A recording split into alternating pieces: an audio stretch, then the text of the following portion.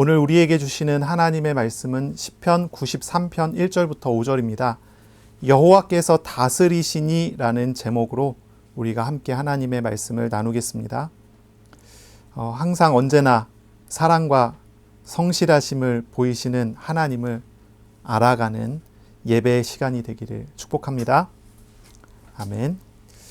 오늘 이 시편 93편은 시편 4권의 네 번째 시편입니다. 장르로 따지면 제왕시라고 말할 수 있고요. 하나님께서 온 세상을 다스리시는 왕임을 선포하는, 그래서 하나님의 왕권을 찬송하는 시편이라고 할 수가 있습니다. 이 시편 93편의 저자는 확실하지는 않지만 70인역 그 헬라어 번역 성경에서는 다윗의 시라고 표시하고 있습니다. 아마 유대인의 전통 속에서는 이 시를 다윗의 시로 이해를 하고 있는 것이죠.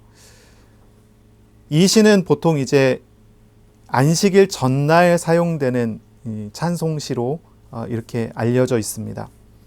지난주에 우리가 읽었었던 시편 92편이 안식일의 찬송시였잖아요. 이 시편 93편은 안식일 전날의 찬송시, 그러니까 금요일의 찬송시라고 하는 그런 그 표제가 헬라어 성경에 이제 70인역에 이제 표제로 붙어 있는 그런 시입니다. 아마도 포로기 이후부터 이 시편 93편은 항상 안식일 전날에 부르는 찬송시로 계속 불려왔었던 것 같아요. 그래서 이 성경이 70인역이 번역이 될 당시에 그것을 반영해서 안식일 전날의 찬송시라는 표제가 붙어 있는 것으로 우리는 이해할 수 있습니다. 그래서 역사적으로 이렇게 이해를 한다면 이제 미시나 같은 어떤 그런 자료들을 찾아본다면 이렇게 돼 있어요. 제2성전기의 제사 때는 이제 매일 드리는 번제라고 하는 제사를 드리는데요. 금요일 제사 때마다 레위인 찬양대가 시편 93편을 노래한 것으로 그렇게 기록이 되어 있습니다. 왜 이것이 안식일 전날의 찬송이냐, 이런 우리가 질문을 해볼 수가 있는데요. 미시나에 따라 보면은 이제 하나님이 창조를 다 마치신 다음에 세상을 다스리시기 시작한 날이 금요일이었기 때문이다, 이렇게 그 이유를 붙여놨습니다.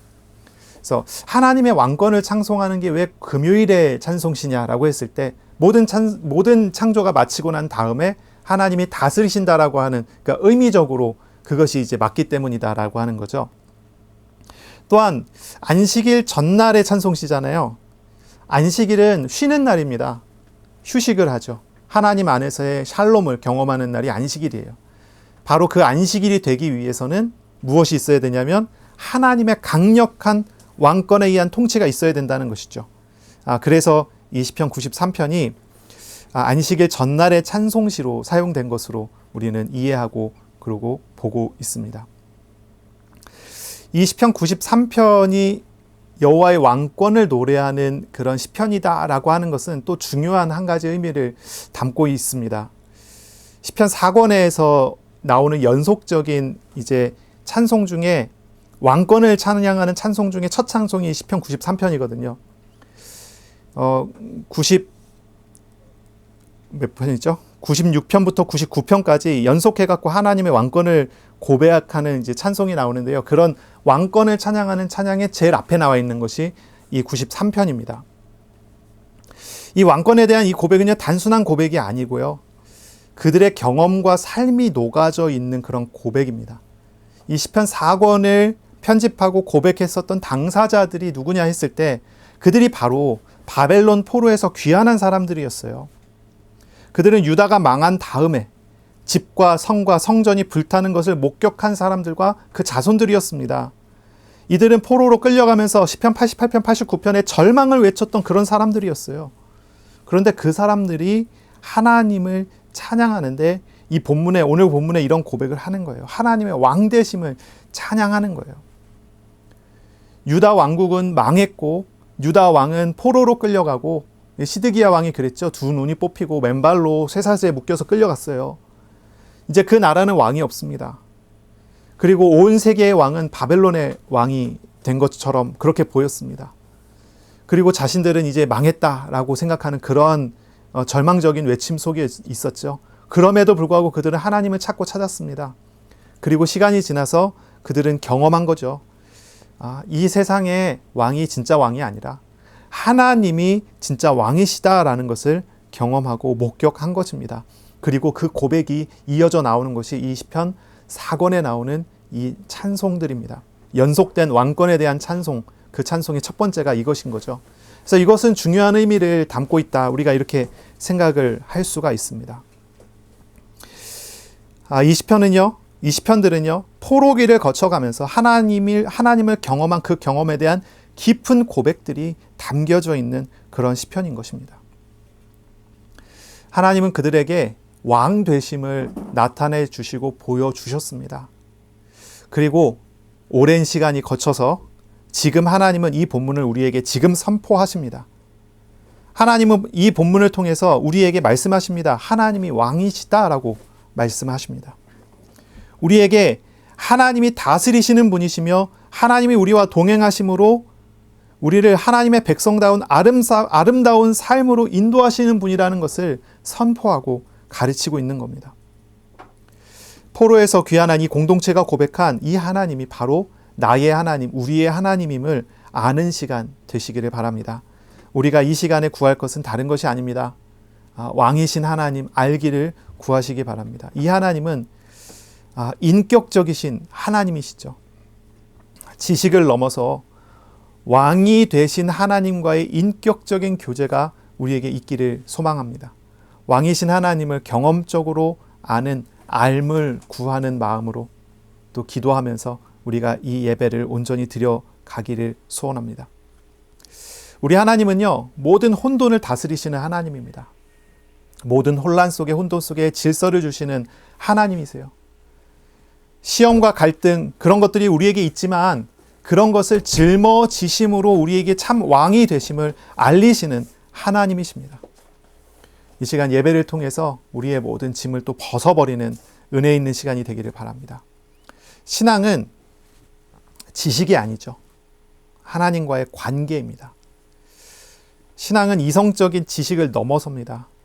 하나님의 창조와 구원에 대한 경험적인 알매 우리가 뿌리를 두어야 하는 것이 이런 신앙이라고 할 수 있습니다. 그것이 이제 살아있는 신앙이죠. 그래서 이 시간에 우리가 하나님을 정말 알아가기를 소원합니다. 자, 1절을 우리가 함께 보겠습니다. 여호와께서 다스리시니 이렇게 시작을 합니다. 여호와께서 다스리시니 1절 전체를 보겠습니다. 여호와께서 다스리시니 그 스스로 권위를 입으셨도다. 여호와께서 능력의 옷을 입으시며 띠를 띠셨으므로 세계도 견고히 서서 흔들리지 아니하는도다. 자, 히브리어 문장은요, 동사가 앞에 원래 나옵니다. 그러니까 다스리신다 여호와께서 이렇게 나오는 것이 히브리어의 일반적인 문장입니다. 그런데 이 시편 93편의 시작은 그렇게 돼 있지 않습니다. 제일 시작이 여호와께서로 시작합니다. 여호와께서 다스리신다 이렇게 이야기합니다. 이거는 강조하는 문장인 겁니다. 강조하는 문장이에요. 뭘 강조하냐면 여호와를 강조하는 것입니다. 다스린다가 앞에 나오면 히브리어 문장이 이 동사를 강조하는 그런 형식이란 말이죠. 다스리신다. 누가? 하나님이 이렇게 얘기해 나와야 되는데 이건 그게 아니에요. 여호와께서 다스리신다는 거예요. 여호와를 강조하고 있습니다. 여호와께서라고 하는 거예요. 다른 신들이 아니고 이런 강대국의 왕이 아니고 이 바벨론의 왕이나 페르시아의 왕이 아니고 여호와께서 다스리시는 분이다라고 강조해요. 여호와가 진짜 왕이시다라고 말을 하고 있습니다. 여호와는 누구이십니까? 여호와는 스스로 계신 자라는 그런 뜻입니다. 여호와는 스스로 계셨어요. 온 우주를 창조하신 창조자이시며 섭리자이시라고 하는 것이 이 말 안에 담겨져 있는 의미입니다. 그런데 이 이름은요, 하나님께서 아무에게나 가르쳐주지 않습니다. 여호와라고 하는 이름은 언약의 백성에게만 주신 이름이에요. 언약의 백성에게만. 이 이름은요, 함부로 부를 수가 없습니다. 이 이름을 망령되이 부르는 자를 죄 없다 하지 않습니다. 이 이름은 합당한 사람에게만 주었고 그 합당한 사람에 의해서만 불려져야 되는 그런 이름입니다. 이것은 언약의 백성에게 가르쳐 주신 이름이에요. 언약으로 묶인 인격적 관계의 대상에게만 주신 이름입니다. 그 대상이 하나님을 여호와라고 부를 수가 있게 되는 거예요. 이 여호와 하나님은 어떤 분이십니까? 이 여호와 하나님은 언약의 하나님인데요. 출애굽의 6월절 어린 양의 피로 죄에 빠져 죽은 이스라엘을 구원하신 하나님입니다. 이스라엘이 자기 죄로 인해서 자기의 우상에 따른 그 결과로 인해서 죽어야 되는 그 자리에 유월절 어린 양을 대신 보내셔서 하나님께서 대신 그 짐을 짊어지시기로 하시고 구원하신 하나님이세요. 언약의 하나님은 어떤 분입니까? 희생하시는 하나님, 사랑을 주시되 변함없는 사랑을 주시는 하나님이에요. 그 하나님은 어떤 분입니까? 언제나 신실하게 한순간도 버리지 않고 지키고 함께하고 돌보시는 하나님, 바로 그분이 언약의 하나님입니다. 언약의 하나님은요, 타락하고 우상에 얽매인 이스라엘을 돌이키게 하시고 또 바벨론 포로에서 구원하신 하나님입니다. 하나님은 짊어지심으로 그들을 도우십니다. 바로 그분이 언약의 하나님입니다. 여호와라고 하는 이름입니다. 바로 이 이스라엘이 포로에서 귀환하고 돌아온 이 이스라엘이 하나님을 왕이라고 고백하면서요, 그분을 뭐라고 부르죠? 여호와라고 부르는 거예요. 여호와. 나의 언약의 하나님이 우리를 다스리시는 하나님이십니다 라고 고백을 하는 겁니다. 하나님은 언약 백성을 향한 사랑과 열심을 드러내십니다. 바로 그것을 드러내는 이름이 여호와라고 하는 이름입니다. 세상에 어떤 신이 숭배자를 위해서 희생합니까? 절대자가 죄인을 위해서 희생하는 것이 가능한 일입니까? 아주 불합리한 그런 일일 것입니다. 그런데 그 불합리한 일을 행하신 분이 하나님이시고 그 이름이 여호와입니다. 이스라엘에게 이 여호와라는 이름은 정말로 놀라운 이름인 것입니다. 바로 이 시편은 이렇게 시작하는 거예요. 여호와께서, 바로 강조합니다. 그 이름을 강조합니다. 여호와께서 다스리신다. 언약의 하나님이 지금 우리를 다스리신다는 것입니다. 십자가를 지신 하나님이 나를 다스리십니다. 나를 짊어지신 하나님이 나를 다스리시는 하나님이십니다. 그것을 말합니다. 이 고백은 아주 경험적인 고백이면서도요, 정말 놀라운 고백이 아닐 수 없습니다. 한 주간 저와 여러분이 이 말씀을 경험하고 감사로 이 고백이 되는 그러한 주간이 되셨으면 좋겠습니다. 여호와께서 나를 다스린다라고 하는 그 고백입니다. 이 시인은 하나님을 세상을 다스리시는 하나님이라고 고백하고 선언합니다. 1절의 마지막에 이야기하잖아요. 세계의 도 견고히 서서 흔들리지 아니하는도다 이렇게 얘기하죠. 여호와께서 다스리시니까요, 세상이 다스려집니다. 물론 시인이 하나님을 왕으로 인정해서 하나님이 왕이 되신 것은 아닙니다. 93절 두 번째 보면 나오잖아요. 여호와께서 다스리시니 뭐라고 하냐면 스스로 권위를 입으셨도다라고 이야기합니다. 하나님은 스스로 권위를 입으신 분입니다. 하나님은 영원부터 왕이시고 우주의 주권적인 통치자로 영원부터 계신 분이십니다. 바로 그분이 나의 언약의 하나님이시고 그분이 나를 다스리십니다. 하나님은요, 목적을 가지고 세상을 만드셨어요. 그리고 그 목적대로 세상을 이끌어 가십니다. 하나님께서 권위를 입으셨다라고 하는 얘기는 무엇입니까? 그 권위를 사용하기를 원하셨다라고 이야기하는 겁니다. 하나님의 권위를 어떻게 사용하십니까? 목적대로 만드셨으니 목적대로 사용합니다. 그 목적이 어디에 맞춰져 있습니까? 바로 하나님의 택한 백성들에게 맞추어져 있습니다. 하나님이 스스로, 원래 왕이신 그분께서 스스로 권위를 입으셨어요. 세상을 모두 만드시고 창조하시고 그리고 다스리시기 시작합니다. 그 다스림의 목적은, 방향은 어디에 있습니까? 하나님이 모든 걸 만들고 아담과 하와를 만드시고 아담과 하와에게 말씀하십니다. 생육하고 번성하고 땅에 충만하라, 땅을 정복하라, 땅을 다스려라 말씀하십니다. 하나님께서 주신 은혜는, 하나님께서 주신 목적은 자기 백성에게 향해 있습니다. 이 백성은 내가 나를 위하여 지었나니 나의 찬송을 부르게 하려 함이라. 하나님의 창조는 우리와 하나님과의 인격적 교제가 목적이 되어 있습니다. 자, 옷을 입는다라고 하는 말은요, 신분의 변화를 이야기하는 것입니다. 신분의 변화입니다. 그래서 이제 왕이 즉위식 때 우리를 생각해 본다면요, 이제 왕복을 입지 않고 있다가 왕이 즉위식 때 왕복을 입습니다. 이건 신분의 변화를 말하는 거죠. 신분의 변화입니다. 학위를 받을 때도 그렇잖아요. 옷을 입어요. 그리고 머리에 이제 그 모자를 쓰고 머리에 이 술을 이렇게 옮겨주죠. 이게 뭐예요? 권위를 이제부터 너가 입었다라고 하는 그런 이제 표시가 되잖아요. 옷을 입는다고 하는 것은 바로 그런 의미예요. 신분의 변화입니다. 그런데 보세요. 여호와께서 다스리시니 스스로 권위를 입으셨도다. 옷을 입은 것처럼 표현을 하죠. 그러면서 또 이야기합니다. 여호와께서 능력의 옷을 입으시며 띠를 띠셨으므로 라고 말합니다. 하나님께서 능력의 옷을 입으셨다. 이게 강조하죠. 권위를 입으셨고 그 권위, 능력의 옷을 입으셨다. 그리고 띠를 띠셨다라고 말합니다. 자, 능력의 옷을 입고 띠를 띠었다라고 하는 표현은 무엇입니까? 이것은 전쟁터에 나가는 준비를 하셨다라고 하는 그런 표현입니다. 띠를 띠다라고 하는 얘기는 전쟁터에 나가기 위한 준비를 했다는 것입니다. 이것은 왕이 자기 백성을 위해서 전쟁터에 나가는 그러한 모습을 보여줍니다. 그런데 참 이상한 것이 한 가지 있어요. 이상한 것입니다. 창조주 하나님의 대적이 존재합니까? 이런 질문을 해볼 수 있어요. 누구와 싸우려고 옷을 입습니까? 세상을 다 만드신 분이 스스로 계신 여호와께서 대적이 있어야지 싸우는 거잖아요. 누구가 그의 대적이 될 수 있습니까? 사실 하나님과 싸울 만한 존재는 아무도 없잖아요. 세상의 어떤 권력자도 천사나 사탄이나 마귀도 하나님과 비할 바가 못 됩니다. 그들은 피조물에 불과해요. 하나님은 창조자이시면서 섭리자이시면서 하나님은 통치하시는 분이세요. 원래 그렇게 세상을 만드셨고 원래 그렇게 세상은 이루어져 있어요. 하나님은 시간과 공간의 그 위에 계신 초월하시는 분이세요. 시간을 초월하시기에 하나님은 영원하시다라고 고백하고 공간을 초월하시기에 그분은 편재하시다라고 고백합니다. 세상의 모든 피조물은 시간과 공간을 초월하지 않습니다. 그 아래에 있는 것뿐이죠. 그런데 하나님을 대적할 수 있습니까? 그들이 하나님을 대적할 수 없습니다.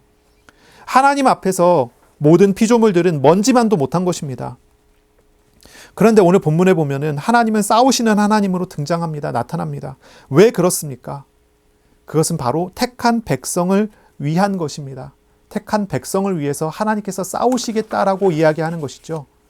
하나님은 택한 자를 구원하시기 위해 자녀를 도우시기 위해 자녀의 짐을 짊어지시며 또한 자녀를 위해 싸우시는 모습을 우리에게 보여주시는 거예요.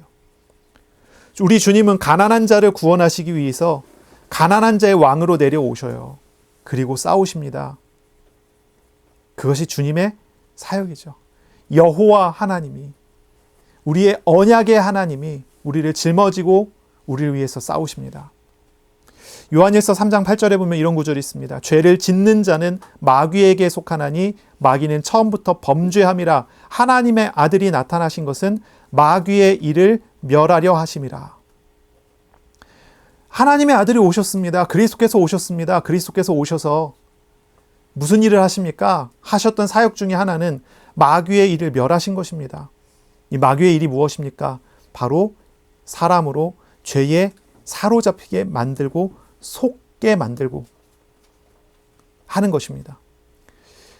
하나님께서 마귀와 싸우십니다. 왜 마귀와 싸우십니까? 마귀는 사실 하나님 앞에서 아무것도 아닌 존재인데요. 마귀가 사로잡고 있는 인간을 구원하시고 인도하시기 위해서입니다. 그래서 싸우세요. 목적이 어디에 있습니까? 방향이 어디에 있습니까? 하나님의 언약의 백성에게 맞추어져 있습니다. 택한 백성에게 맞추어져 있습니까? 맞춰져 있습니다. 이 고백을 우리가 잘 보셔야 됩니다. 이 말을 잘 보셔야 됩니다. 여호와께서 다스리십니다. 근데 전쟁터에 나가시면서 다스리십니다. 그것은 나를 위해 낮아지시는 것입니다. 나를 위해서 낮아지시는 것입니다. 우리를 구원하시려고 우리를 짊어지시는 그런 모습입니다. 그렇게 나타나게 되죠. 그 결과 어떻게 됩니까? 세계도 견고히 서서 흔들리지 아니하는도다 라고 말합니다. 세계는 견고히 섭니다.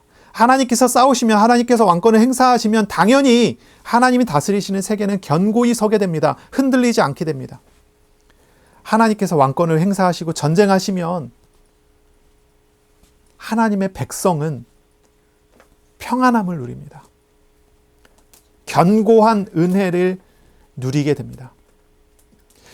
다시 이야기할게요. 이 고백은요, 환난과 혼란과 고통과 죽음의 포로 시기를 겪어가면서 이스라엘이 경험한 하나님의 왕대심에 대한 고백입니다. 포로로 끌려갔는데 거기서 그들이 경험한 것은 무엇입니까? 하나님께서, 전능자께서 우리를 보호하신다는 것입니다. 그들이 경험한 것은 전능자의 그늘이었습니다.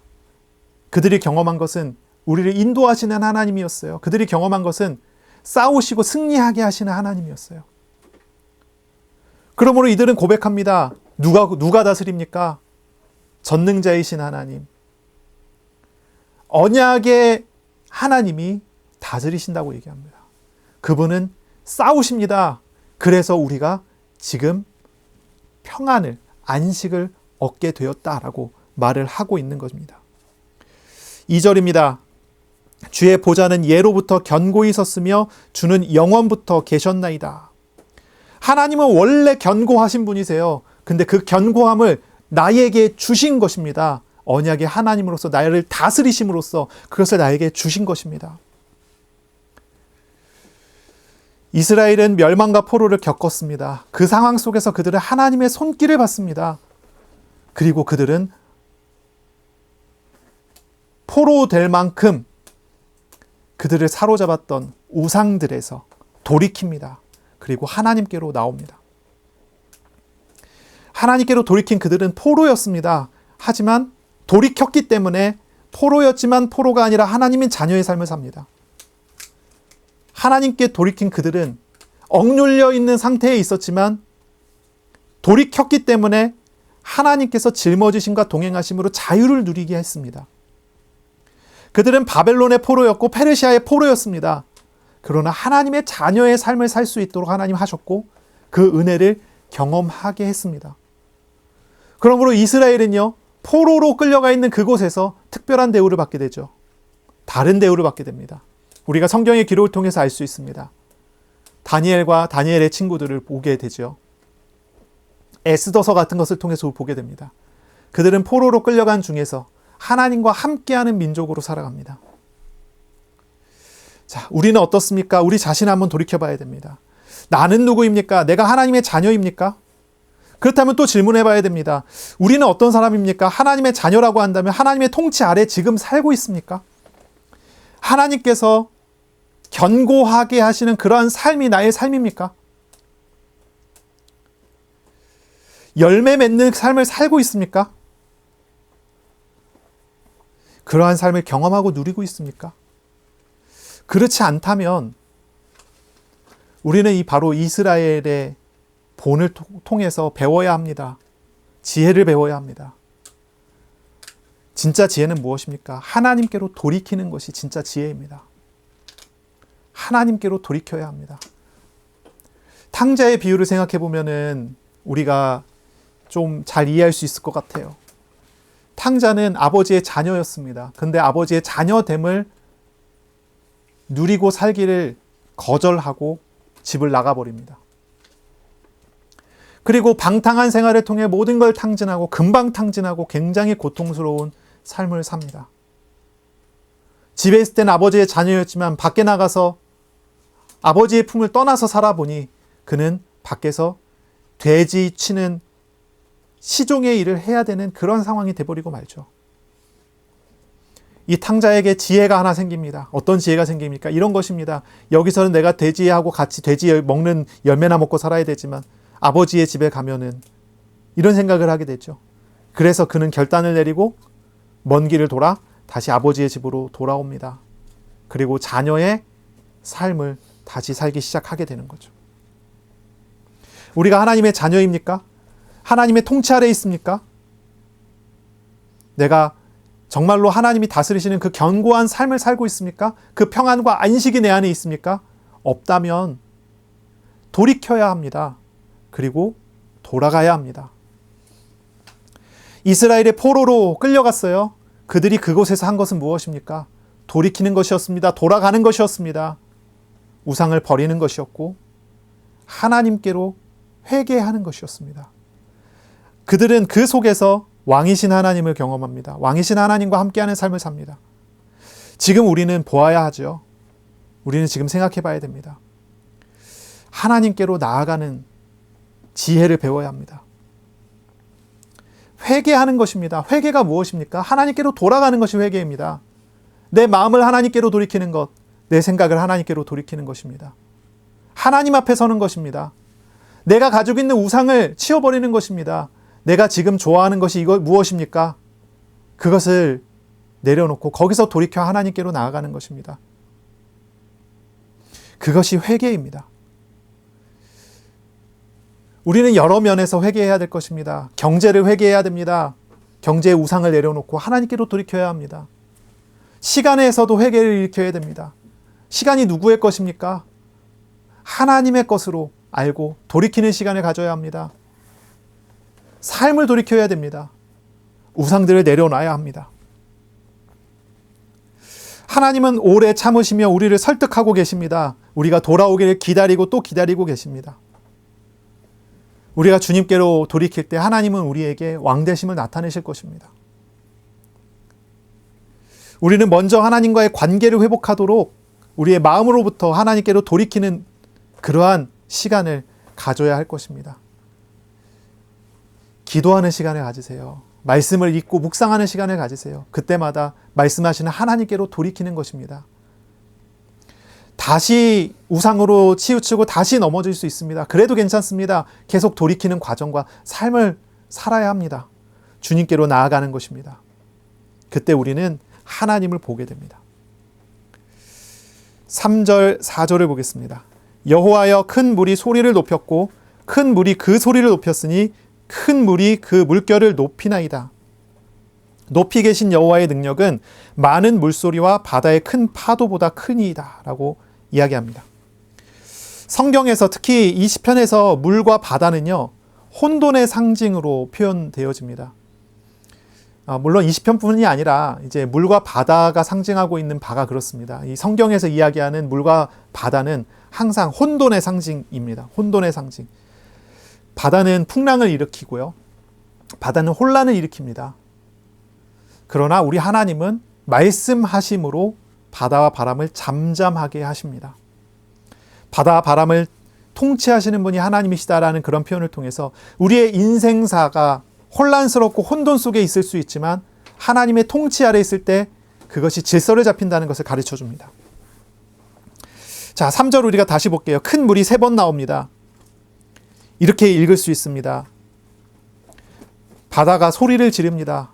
바다가 더 높은 소리를 지릅니다. 바다가 그 물결을 높이 들고 있습니다. 이렇게 우리가 읽을 수가 있어요. 이거 강조하잖아요. 반복이잖아요. 소리를 지르는데요, 더 큰 소리를 질러요. 우리가 이해할 수 있는, 우리가 알 수 있는 가장 큰 소리보다 더 큰 소리가 납니다. 아주 많은 큰 물소리가 납니다. 그리고 큰 물결이 위협을 합니다. 그것이 이스라엘이 경험한 포로기라고 하는 시기입니다.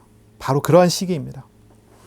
그러나 하나님은, 하나님의 능력은 자기 언약의 백성을 위한 하나님의 능력은, 자기 백성을 위해서 스스로 띠뛰고 전쟁터로 나가시는 그 하나님의 능력은 그보다 더 높습니다. 더 높습니다.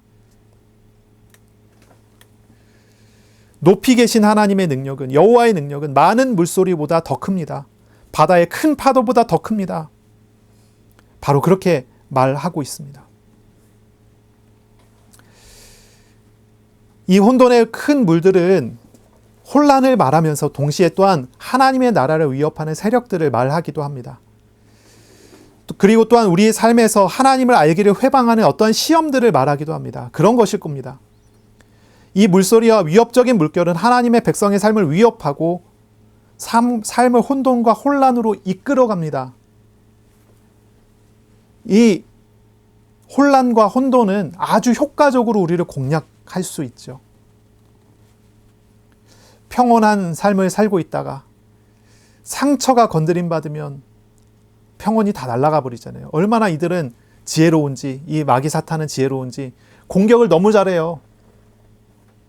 다른 거는 건드려도 내가 흔들리지 않겠지만 그것만 건드리면 내가 반드시 흔들린다는 걸 알고 있어요. 틈을 가지고 틈을 노려옵니다. 그래서 사탄이 공격하는 틈이 우리가 막아야 되는데 상처가 돼 있다 보니까 그것도 막아지지도 않아요. 얼마나 효과적으로 공격하는지. 우리가 어떤 상처를 치유하겠다라고 생각을 하고 상처를 치유하기 위해서 노력을 한번 해보세요. 치유가 될까요? 어느 시기부턴가 교회에서 회개를 말하지 않았다고 합니다.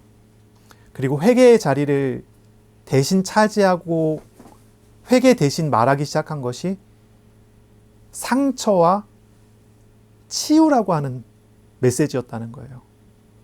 그래서 어느 순간부터 교회에서는 회개를 말하지 않고 상처를 이야기하면서 치유를 자꾸 이야기했다는 거예요. 그 결과 교회 안에는 회개가 없어져 버렸어요. 이런 진단을 내리는 신학자들이 좀 많아요. 우리도 마찬가지 아닌가 그런 생각이 들어요. 사람들은 회개하는 것에 대한 거부감이 있어요. 근데 상처와 치유라고 이야기하면 받아들여요. 왜 회개에 대해서 거부감이 있을까요? 그게 인간의 본성인 거예요. 인간이 죄에 얽매여 있는 것이 인간의 본질이기 때문에 그래요. 거기에서 벗어나는 것에 대해서 두려움도 있고 거기에서 벗어나는 것에 대한 반감이 있는 것이죠. 그래서 너가 잘못했다라고 하는 말을 듣기 싫어요. 너가 피해자다라고 하는 말을 듣고 싶은 거예요. 내가 잘못했으니 회개해야 된다는 그런 말을 듣기 싫어해요. 내가 피해자니 치유받아야 된다 이 소리를 듣고 싶은 거예요. 그러나 우리가 잘 봐야 돼요. 정말 피해자입니까? 잘 봐야 됩니다. 잘 생각해 봐야 됩니다.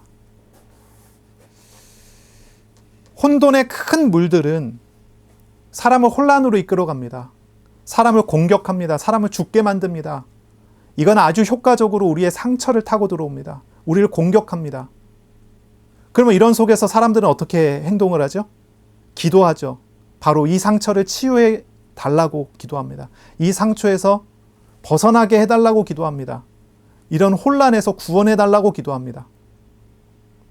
근데 사실 기도의 방향이 좀 잘못된 거죠. 우리의 상처는 사실은 아무 문제 없이 완전히 봉합되었고 완전히 해결될 수 있는 그런 성질이 아닐 수 있어요. 뭐 마음의 상처다 이런 거는 어떻게 덮어줄 수 있습니다. 치유될 수 있어요. 그런데 우리의 영혼에 나 있는 상처를 어떻게 고칩니까? 그건 죄로 인한 건데요. 이거는 회개해야 합니다. 돌이켜야 합니다. 하나님 앞에 서야 합니다. 하나님께 맡겨야 합니다. 여호와 하나님이 나를 짊어지시니 그 하나님께 나아가고 돌이켜 주님께로 나아가야 합니다.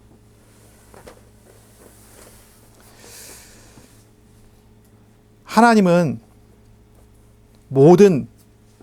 많은 물소리보다 크십니다. 바다의 큰 파도보다 더 크신 분이십니다. 우리 하나님은 모든 물을 만드시고 섭리하시는 하나님이십니다. 무엇보다 자기 백성을 위하여 물을 가르고 구원하시는 구원의 하나님이십니다. 이 하나님을 봐야 합니다. 이스라엘이 출애굽 때를 생각해 보세요. 이스라엘이 출애굽 때 홍해 앞바다에 딱 섰어요. 홍해 앞바다에 섰습니다. 홍해 바다 앞에 섰어요. 그때 뒤에는 애굽의 군사들이 달려옵니다. 여기서 할 수 있는 게 무엇입니까? 앞으로도 가지 못하고 뒤로도 가지 못합니다. 도망갈 길이 없습니다. 막혀 있습니다. 여기서 무엇을 해야 합니까? 하나님께로 나아가야 합니다. 다른 방법이 어디에 있습니까? 여기서 어떻게 치유하겠습니까? 치유하면 어떤 것이죠? 애굽과 화해를 해야 될까요? 하나님 앞에 나가야 합니다. 하나님께서는 거기서 바다와 파도를 다스리시는 하나님의 능력을 보여주십니다. 하나님은 물로써 이스라엘의 대적인 애굽 군대를 파괴하십니다. 상처와 치유가 아니라 회개와 갱신입니다. 그리고 하나님은 어떠신 분이십니까? 모든 혼돈에 질서를 주시는 왕이십니다. 하나님은 자기 백성을 위하여 말씀을 선포하시고 또한 준비하신 길로 인도하심으로 혼돈에 질서를 주십니다. 세상의 소리와 물결이 아무리 강한 능력과 힘이 있어도 하나님은 그보다 더 크고 강력하신 능력의 하나님이십니다. 그 하나님께로 나아가는 것, 그것이 성도의 삶이고 우리가 나아가야 될 길인 것입니다. 우리가 분명히 육신 가운데 있는 이상 혼돈의 일은 우리의 마음과 생각을 계속 침범하려고 들 것입니다. 우리는 계속 사탄에게 틈을 내주고 있어요. 이 세력은 계속 우리를 공격할 것입니다. 우리를 유혹하고 우리를 혼미하게 하고 미혹합니다. 우리를 넘어뜨리기 위한 많은 수단과 방법을 동원할 것입니다. 물론 우리 하나님께서는 자기 백성을 위하여 모든 것을 다 막으시고 우리가 감당치 못할 시험당함을 허락하지도 않으시지만 사탄은 여전히 그런 틈을 노리게 되겠죠. 우리의 육신의 연약함과 죄된 본성의 문제가 바로 그 틈을 계속 보여주고 있는 것이 우리의 현실인 거죠. 하지만 그럴지라도 하나님이 우리의 하나님이시라는 사실은, 하나님이 나의 왕이시고 통치자라는 사실은 변하지 않습니다. 하나님의 보좌는 오래전에 세워졌고 하나님은 영원부터 계십니다. 그리고 하나님은 자기 백성의 왕으로서 싸우시기 위해서 띠를 띠신 하나님이십니다. 혼돈이 있습니까? 혼돈보다 더 크신 하나님께로 나아가세요. 그것이 지혜로운 것이고 그것이 바른 방법입니다. 질서를 주시는 하나님께로 나아가세요. 말씀을 의지하면서 기도하세요. 빌립보서 4장 6절 7절의 말씀입니다. 아무것도 염려하지 말고 다만 모든 일에 기도와 간구로 너희 구할 것을 감사함으로 하나님께 아뢰라. 그리하면 모든 지각에 뛰어난 하나님의 평강이 그리스도 예수 안에서 너희 마음과 생각을 지키시리라 말씀합니다. 하나님께 나아가는 것입니다. 혼돈이 일어나고 염려가 일어나고 문제가 일어날 때 우리의 방법은, 성도의 방법은 하나님께로 나아가는 것입니다. 하나님께로 돌이키는 것입니다. 회개하는 것입니다. 그때 우리는 하나님이 주시는 평안을, 안식을 경험하게 되는 것입니다. 5절 말씀을 보겠습니다. 여호와여 주의 증거들이 매우 확실하고 거룩함이 주의 집에 합당하니 여호와는 영원 무궁하시리이다. 아멘. 자, 여기서 이제 말하죠. 하나님의 통치가 어떤 내용으로 나타나는지를 말합니다. 하나님의 통치는 어떤 내용으로 나타납니까? 하나님의 증거들이 나타남을 통해서 하나님의 통치가 나타납니다. 하나님의 증거입니다. 증거. 여기서 이 증거는 우리가 무엇을 생각할 수 있습니까? 이스라엘이 이야기하는 증거는 무엇입니까? 하나님의 언약을 말합니다. 하나님의 언약의 말씀입니다. 하나님은 이스라엘을 통치하실 때 힘으로 하지 않고 증거하신 언약의 말씀으로 행하신다라고 얘기하는 것입니다.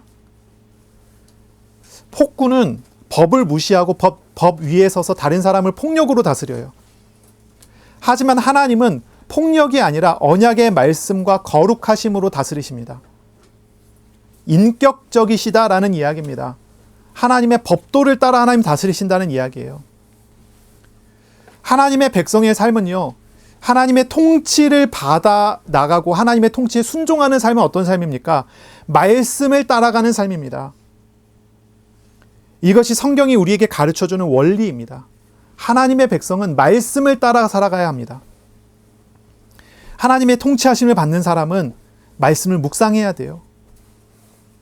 하나님은 강제로 통치하지 않습니다. 하나님은 강제로 일하시지 않습니다. 항상 신실하심으로 사랑을 가지고 말씀하시고 그 말씀을 정직하게 성취하여 가심으로 우리를 다스리십니다. 우리가 하나님의 은혜를 경험하고 하나님과 교제하는 방법은 다른 데 있지 않습니다. 오직 말씀하시는 하나님께로 나아가는 데 있어요. 그러므로 우리가 하나님 앞에서 하나님 왕이신 하나님을 따라가고 순종하고 그 통치 속에 살길 원한다면요, 우리가 실천할 것이 있습니다. 다른 게 아닙니다. 하나님의 말씀을 묵상하는 것을 실천해야 하는 것입니다. 성경을 읽는 것입니다. 소리내어 읽고, 또 때로는 요즘에 이제 붐이 났죠. 성경을 필사하는 것. 성경을 눈으로 읽는 건 조금 빠릅니다. 성경을 소리내서 읽는 것은 조금 느립니다. 성경을 필사해서 적는 것은 더 느립니다. 말씀을 깊게 보고 듣고 하나님과, 말씀하신 하나님과 교제함으로 나아가는 것입니다. 로마서 10장 17절에 이런 말씀이 있어요. 그러므로 믿음은 들음에서 나고 들음은 그리스도의 말씀으로 말미암느니라 라고 합니다. 그래서 성경 암송하는 것, 성경 읽는 것, 이것이 우리의 믿음의 길입니다. 성경을 필사하면서 성경을 읽어요. 이게 믿음의 길입니다. 말씀으로 나아가는 것이 가장 바른 방법입니다. 두 번째입니다. 거룩함이 주의 집에 합당하니 여호와는 영원 무궁하시리이다 라고 이야기합니다. 하나님의 통치는 어디에서 이루어집니까? 주의 집에 이루어집니다. 하나님의 집에서 이루어집니다. 거룩함이 영원하도록 주의 집에 합당하다라고 우리가 해석할 수 있어요. 이게 이제 배치할 수 있어요. 하나님의 거룩함은 영원하도록 주의 집에 합당한 것입니다. 하나님은 하나님의 집을 구별하여 세우십니다. 하나님의 통치가 이루어지는 구별된 장소가 하나님의 집이다, 성전이다 라고 말하죠. 하나님이 통치하시는 곳, 그것이 성전입니다. 그것이 하나님의 나라입니다. 예수 그리스도를 영접한 사람의 마음이 하나님의 집, 성전이 되어 있습니다. 예수 그리스도를 영접하여 믿은 하나님의 사람이 사는 삶의 자리가 하나님의 임재가 이루어지는 장소입니다. 예수 그리스도를 영접한 사람의 마음에는 하나님이 계시죠. 그 사람은 어디에 있든지 누구를 만나든지 하나님의 임재하심을 구하고 예배자로 서야 할 것입니다. 그렇다면 영원하도록 하나님의 거룩함이, 하나님의 구별되신 통치하심과 나타나심이 그의 삶에 나타나게 될 것입니다. 로마서 12장 1절에 보면 이런 말씀이 있습니다. 그러므로 형제들아, 내가 하나님의 모든 자비하심으로 너희를 권하노니 너희 몸을 하나님이 기뻐하시는 거룩한 산 제물로 드리라. 이는 너희가 드릴 영적 예배니라 라고 합니다. 과거에는 그렇지 못했지만, 이제 예수님 오시기 전에는 그렇지 못했지만, 예수님 이후에는요, 우리가 어디에 있든지 어느 곳에 있든지 우리의 몸을 하나님이 기뻐하시는 제물로 드릴 수 있습니다. 왜냐하면 우리의 삶이 하나님 앞에선 제단이 되었기 때문이죠. 왕이신 하나님을 경험하는 사람은 예배하는 사람입니다. 그리고 말씀을 따라가는 사람입니다. 하나님은 이런 사람에게 열매 맺는 복을 주십니다. 견고한 축복을 주십니다. 안식일의 축복을 주십니다. 저와 여러분이 이런 축복으로 나아가는 그런 주간이 되시기를 소망합니다. 이 주간에 우리가 경험해야 될 것, 보아야 될 것은 하나님의 왕되심입니다. 하나님의 통치하심입니다. 우리의 눈을 열어서 우리 왕을 보게 해달라고, 우리 귀를 열어서 하나님의 권위 있는 말씀을 듣게 해달라고 기도하세요. 혹시 시험이나 문제가 있다면 그것은 하나님께로 다 아뢰세요. 하나님께로 돌이켜 나아가시기 바랍니다. 모든 혼란을 다스리시는 하나님께서 우리의 마음과 생각을 지키시고 우리에게 하나님의 평안과 안식을, 샬롬을 주실 것입니다. 기도하고 말씀을 묵상하면서 모든 삶으로 예배하는 저와 여러분이 되시기를 예수님의 이름으로 축복합니다. 아멘. 기도하겠습니다. 하나님 아버지 감사합니다. 말씀하시고 말씀을 이루어 가시는 하나님을 믿습니다. 오늘도 우리에게 주신 말씀과 같이 하나님의 통치하심을 알아가는 이 주간, 왕 되신 하나님을 따르는 이 주간 될 수 있도록 우리 모두 하나님의 사람들에게 복을 내려 주옵소서. 곳곳마다 하나님과 함께하는 자로서, 예배자로서 서게 하시고 말씀을 따라가는, 말씀을 묵상하는 하나님의 백성으로 세워져 갈 수 있도록 이끌어 주시옵소서. 예수 그리스도의 이름으로 감사하며 기도합니다. 아멘. 우리 구주 예수 그리스도의 은혜와 하나님 아버지의 사랑하심과 성령님의 교통하심이 이제로 영원까지 항상 함께 있을지어다. 아멘.